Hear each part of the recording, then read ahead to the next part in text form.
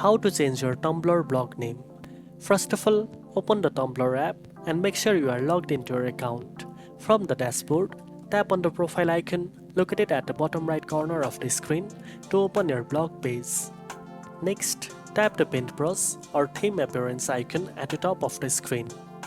This will take you to the customization section where you can edit your blog's layout and visuals. Now tap on your current blog name under your profile picture. Delete your existing blog name and enter the new blog name you'd like to use. You can also change the font and color to match your new blog style.